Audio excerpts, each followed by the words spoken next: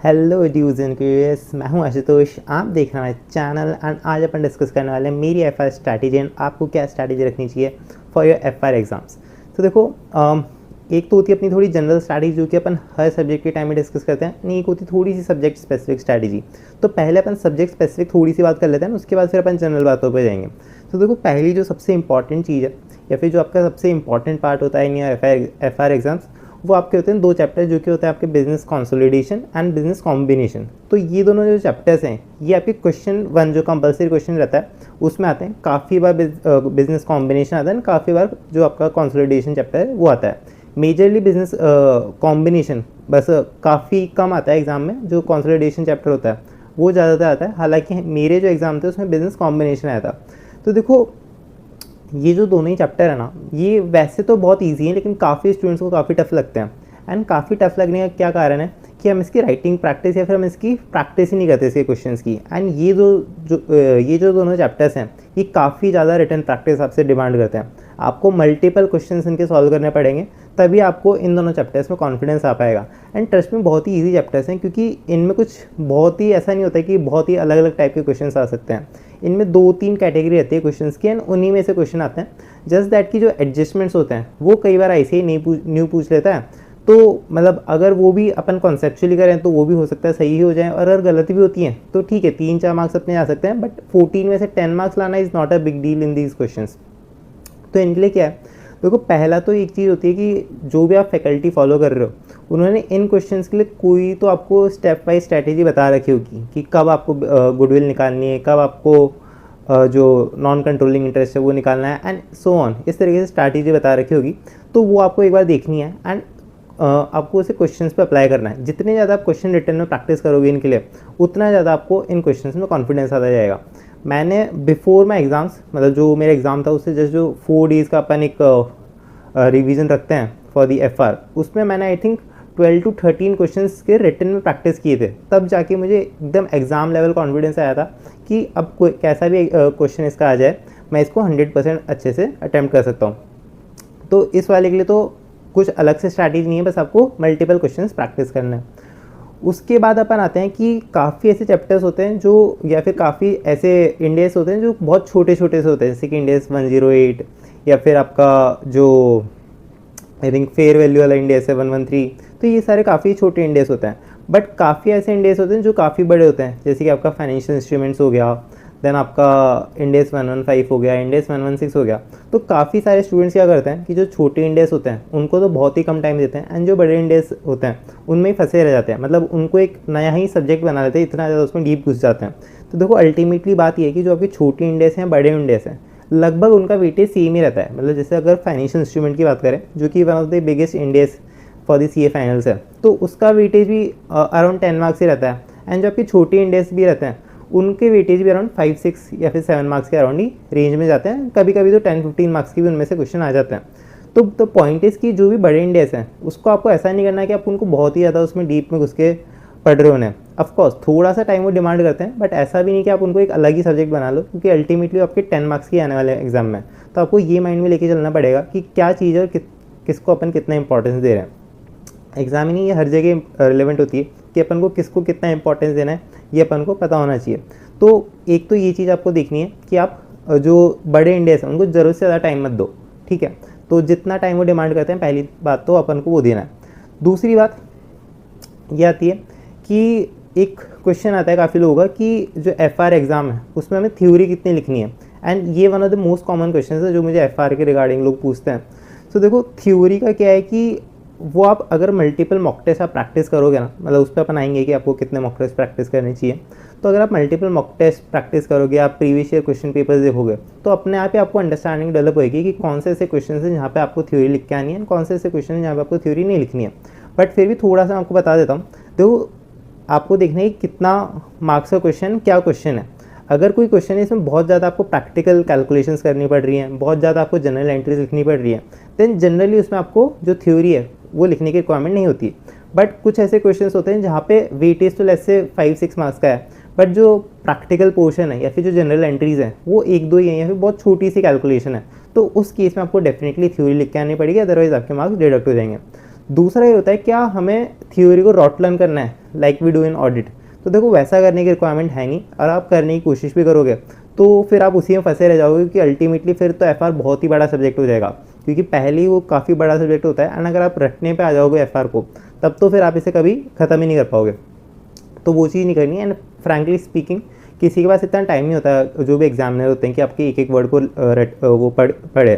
तो जो main marks होते हैं वो तो आपके डेफिनेटली प्रैक्टिकल पोर्शन के होते हैं। जो थ्योरी होता है उसके लिए कुछ मार्क्स एलोकेटेड होते हैं। एंड अगर आपने कुछ भी थ्योरी लिख दिया एज पर योर अंडरस्टैंडिंग, तो मोस्टली आपको मार्क्स मिल जाते हैं। इसका जो कंप्लीट गाइड है वो तो आपको जब मैं अपनी सर्टिफाइड कॉपीज डिस्कस करूँगा तभी थोड़ा सा अच्छे से और समझा पाऊँगा। So stay tune for that video, वो भी जल्दी आने वाला है, क्योंकि I have just now received my FR copies, या फिर जो भी मेरी सर्टिफाइड कॉपीज़ थी वो अभी मैंने रिसीव करी है। तो थोड़ा सा उनका मैं एनालिसिस करूँगा एंड फिर अपन एक वीडियोस का लेके आएंगे। तो stay tune for that video 2। उसके अलावा एक और क्वेश्चन आता है कि ये इवन मुझे भी काफ़ी क्वेश्चन रहता था जब मैं खुद FR पढ़ रहा था, कि काफ़ी बार ICAI ये करता है कि जो जनरल एंट्रीज़ होती हैं उनको कंसोलिडेट करता है, एंड काफ़ी बार ICAI की इंडिविजुअल एंट्रीज़ कर देता है। तो अपन को कैसे करके आनी है, क्योंकि ट्रस्ट मी अगर आपकी जो आंसर की है उसमें इंडिविजुअल एंट्रीज दे रखी हैं और आपने कंसोलिडेटेड एंट्री कर दी, तो फिर आपको उसके मार्क्स नहीं मिलने वाले, इवन इफ अगर आपकी कंसोलिडेटेड एंट्री 100% सही है। तो ये चीज़ अपन को देखनी पड़ेगी कि अपन इसको कैसे डील करें।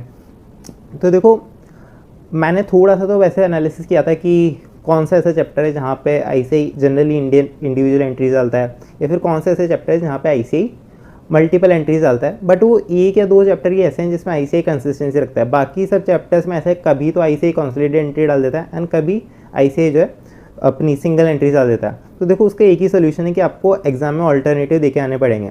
तो पहले तो आप किसी भी तरीके से सॉल्व कर लो एंड दूसरा आप एक और ऑल्टरनेटिव दे दो, तो वही उसका सोल्यूशन, उसके अलावा उसका कुछ हो नहीं सकता। तो मैंने भी अपने एग्ज़ाम में वही करके आया था। जब मेरी सर्टिफाइड कॉपी देंगे तो ऑब्वियसली मैं आपको और अच्छे से बता पाऊँगा, तो वो चीज़ आपको करनी है। दूसरा आता है कि अब ये तो बेसिक चीज़ हो गई, ठीक है, सब्जेक्ट स्पेसिफिक चीज़ हो गई। अब अपन आते हैं थोड़ी जनरल चीज़ों पे। तो देखो एक तो ऐसा होता है कि हर एक वीडियो में मैं स्ट्रेस देता हूँ कि आपको मल्टीपल रिविजन्स करना है, मल्टीपल मॉक टेस्ट प्रैक्टिस करना है, एंड ये हर सब्जेक्ट की नॉन नेगोशिएबल है। बाकी जितनी भी मैं स्ट्रैटेजी बताता हूँ हो सकता है कि वो मेरी खुद की स्ट्रैटेजी हो, कोई और पर्सन है तो उसके लिए अलग स्ट्रैटेजी हो सकती हैं, तो वो कम्प्लीटली फाइन है। बट ये जो दोनों चीज़ें हैं ये नॉन नेगोशिएबल हैं। अगर आप इन्हें नहीं करते हो तो डेफिनेटली आप उतने अच्छे मार्क्स एग्जाम में स्कोर नहीं कर पाओगे। एंड जितने ज़्यादा आप इन चीज़ों को करते हो उतने ज़्यादा आपके मार्क्स स्कोर करने के चांसेस बढ़ जाते हैं, because the more the number of mock test you do और the more the number of revisions you do, that is directly proportional to the marks you are scoring. तो वो चीज़ आपको देखनी है कि आपको हमेशा मॉक टेस्ट और जो रिविजन्स है वो मल्टीपल करते हुए चलना है। जो अभी नवंबर अटेम्प्ट दे रहे हैं तो वो भी कोशिश करना है कि मिनिमम 3 रिविजन्स तो आप कर लो FR के, एंड ट्रस्ट में बहुत ईजिली हो जाते हैं अगर आप प्रॉपरली प्लान करो अपनी स्टडीज़ को। एंड नवंबर स्टूडेंट्स के लिए तो मैंने स्पेशली 4 मंथ्स प्लान बनाया, तो जरूर से उसे आप चेकआउट कर लेना। उसके अलावा एक क्वेश्चन आता है कि पिछले वीडियो में भी किसी ने कमेंट करा था तो कि आपकी FR की फैकल्टी कौन थी, तो उसका भी मैंने डिटेल वीडियो बना रखा है, प्रोज एंड कॉन्स सब मैंने बता रखे हैं, तो उसे भी आप जरूर से चेकआउट कर सकते हो। तो वो चीज़ हो गई। दूसरा होता है कि क्वेश्चन हमें कितने करने हैं एंड क्या हमें एग्जाम से पहले क्वेश्चन भी करके जाना है। देखो एग्जाम से पहले क्वेश्चन तो आपको डेफिनेटली करके जाने पड़ेंगे, क्योंकि ICAI के जो एग्जाम्स होते हैं वो क्वेश्चन ओरिएंटेड होते हैं एंड काफ़ी बार क्वेश्चन रिपीट भी होते हैं, तो वो चीज़ तो आपको डेफिनेटली करनी पड़ेगी। अब कितने क्वेश्चन करने हैं, तो देखो अगर आप किसी फैकल्टी का क्वेश्चन बैंक फॉलो कर रहे हो तो वो जो स्टडी मटेरियल है और जो आपके RTPs, MTPs, PYQs इनके क्वेश्चन कवर करके रखते हैं। तो इनिशियली तो आपको सारे क्वेश्चंस करने हैं, उसके बाद आपको मार्किंग्स करते हुए चलनी है। मार्किंग्स में आपको ये भी छांटना पड़ेगा कि कौन सा क्वेश्चन आपको पूरा देखना है एंड कौन सा क्वेश्चन इसमें सिर्फ स्पेसिफिक एडजस्टमेंट आपको देखनी है।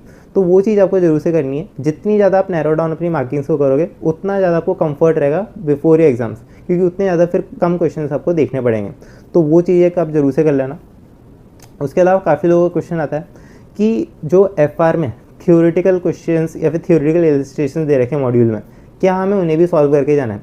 तो देखो जो आपका डिस्क्रिप्टिव पोर्शन आता है एग्ज़ाम का, उनके लिए तो उसका जो वेटेज या फिर जो उसका इम्पोर्टेंस है वो ऑलमोस्ट 0 है, क्योंकि उसमें वो बहुत ही नेग्लिजिबल चांसेस है कभी वो पूछे जाएंगे, ठीक है। तो उनके लिए तो कम्प्लीटली इरेलेवेंट है। बच्चे आपके MCQs, तो MCQs में देखो चांसेस रहते हैं कि 1 या 2 MCQs उस पोर्शन में से आ जाए। तो अगर आपके पास टाइम है तो आप उन्हें कर सकते हो, बट अगर आपके पास टाइम नहीं है तो आप उन्हें लीव भी कर सकते हो, क्योंकि अल्टीमेटली सारे चैप्टर्स मिला के उनका वेटेज 2 to 4 मार्क्स ही रहने वाला है। तो वो फिर आपका कंप्लीटली आपका कॉल है।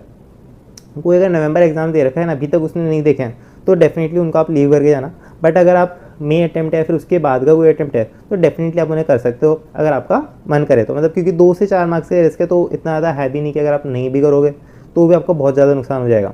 तो वो फिर आपका कॉल रहेगा। उसके अलावा रिटर्न प्रैक्टिस का मैंने आपको बता ही दिया, एंड थ्योरी का मैंने आपको बता ही दिया। उसके अलावा सर्टिफाइड कॉपीज जब आ जाएंगी तो थोड़ा सा उसको अपन और डिटेल में डिस्कस कर लेंगे। एक थोड़ा सा रहता है कि काफ़ी लोग क्या करते हैं कि जो FR का एग्ज़ाम होता है, क्योंकि वो अपना फर्स्ट एग्ज़ाम रहता है, तो उसमें अपन को खुद ही को डिसाइड करना पड़ता है कि अपन को कितने डेज देने हैं। क्योंकि बाकी सब एग्ज़ाम में तो ऐसा है कि 1.5 डेज़ अपन देते हैं, बट FR के एग्ज़ाम में अपन को कितने डेज़ देने हैं। तो देखो FR के एग्ज़ाम में काफ़ी लोग ऐसा करते हैं कि 7 डेज़, 8 डेज़ या 10 डेज़ दे देते हैं। तो वैसा आपको बिल्कुल भी नहीं करना है, क्योंकि अगर आप वैसा करोगे तो जो आपके बाकी सब्जेक्ट्स हैं AFM, ऑडिट, या फिर अगर बोथ ग्रुप स्टूडेंट हो तो DT, IDT, उनसे आपका कनेक्ट थोड़ा सा टूट जाएगा। क्योंकि अगर आपने उन्हें 20-25 दिन पहले किया और फिर डायरेक्टली आप एग्ज़ाम में जाके उन्हें देख रहे हो तो फिर उतना ज़्यादा आपको उन पर कॉन्फिडेंस नहीं रहेगा। तो FR को आपको मिनिमल डेज देना है। मैंने अपने FR के एग्ज़ाम में आई थिंक 4 डेज से थोड़ा सा ज़्यादा दिया था, 4 डेज़, एंड जो 4th डे से पहले वाला दिन था उसमें आई थिंक 25% ऑफ डे मैंने FR को दिया था। एंड उसमें मैंने 2 बार रिवीजन कर लिए थे। First revision along with the concept and questions जो भी मेरे मार्क थे, एंड सेकंड रिवीजन सिर्फ कॉन्सेप्ट का मैंने वापस से कर लिया था उन 4 डेज़ में। तो डेफिनेटली 4-5 डेज से ज़्यादा आपको नहीं देना है, तो वो बेस्ट रहेगा। एंड इवन मेरे पास तो उसके बाद भी थोड़ा सा टाइम बच गया था, तो एंड इवन FR का जो टाइम पीरियड था उसमें भी मैं जो AFM का जो थ्योरी पोर्शन है वो रिवाइज़ करता था। तो उसके बाद भी मेरे पास 2 रिविजन्स हो गए थे with in the span of 4 days. तो 4 या 5 डेज से ज़्यादा आपको नहीं देना है। उसके अलावा क्वेश्चन आता है क्या हमें RTPs, MTPs, PYQs करने हैं। तो देखो, अगर आप फैकल्टी का कोई भी क्वेश्चन बैंक फॉलो कर रहे हो तो जनरली उनमें ये सब कवर्ड रहते हैं, तो अलग से आपको नहीं भी करोगे तो भी चलेगा। बट अगर आपके पास सफिशिएंट टाइम है तो फिर आप डेफिनेटली उन्हें देख सकते हो। MTPs आप नहीं भी करोगे तो भी चलेगा, क्योंकि उसमें क्वेश्चन जनरली रिपीटेड रहते हैं। PYQs आपको डेफिनेटली सॉल्व करना है, उन्हें आप एज मॉक टेस्ट भी सॉल्व कर सकते हो अगर आप खुद सेल्फ एवेल्युएट करना चाहते हो। अदरवाइज उन्हें आप क्वेश्चन बाय क्वेश्चन भी सॉल्व कर सकते हो। उसके अलावा जो RTPs है, RTPs के लिए एक स्पेशल रिकमेंडेशन करूँगा, स्पेशली इन FR, ठीक है, बाकी सब्जेक्ट के लिए ऐसा नहीं है, बट FR में स्पेशली मैं बोलूँगा कि आपके मिनिमम 2 रिवीजन हो जाए ना, उसी के बाद FR के आप RTP को टच करना। क्योंकि उससे पहले अगर आपने टच कर ली तो वहीं पे आपका सारा कॉन्फिडेंस डूब जाएगा। एंड ये मेरे साथ भी हुआ था, क्योंकि जो FR के RTPs होती हैं उनमें क्वेश्चन का जो लेवल है वो बहुत ही ज़्यादा हाई लेवल रहता है। मतलब अगर आपके जो एग्ज़ाम है वो यहाँ पर है तो जो RTP का लेवल है वो यहाँ पर रहता है। तो अगर आपने उसे फर्स्ट रिवीजन या बिना रिवीजन के देख लिया तो वहीं पे सारा आपका क्वेश्चन कॉन्फिडेंस डूब जाएगा, क्योंकि अल्टीमेटली आप फिर वहाँ पे एक भी क्वेश्चन सॉल्व ही नहीं कर पाओगे। तो वो चीज़ आपको नहीं करनी है। एंड RTPs लेवल के क्वेश्चन आते भी नहीं है जनरली एग्जाम में, तो RTPs मतलब देख जाना, अगर आपको टाइम है तो देख जाना, बट उन्हें इनिशियली मत देखना, ये मेरा रिकमेंडेशन है। उसके अलावा अगर आपको कोई भी डाउट है तो आप डेफिनेटली कमेंट्स में पूछ सकते हो, और मुझसे अगर कनेक्ट करना चाहते हो तो सोशल मीडिया के लिंक्स मैंने डिस्क्रिप्शन में दे रखे हैं, वहाँ से भी आप मुझसे कनेक्ट कर सकते हो। बाकी उसके अलावा अगर आपको वीडियो अच्छा लगता है तो चैनल को जरूर से सब्सक्राइब कर लेना, वीडियो को लाइक कर देना। एंड अगर आपको अच्छा नहीं भी लगता तो जो कमी रही वो ज़रूर से कमेंट्स में बता देना, मैं जरूर से उस पर वर्कअप ऑन करूँगा। तो मिलते हैं अगले वीडियो में, तब तक के लिए जय हिंद, जय भारत।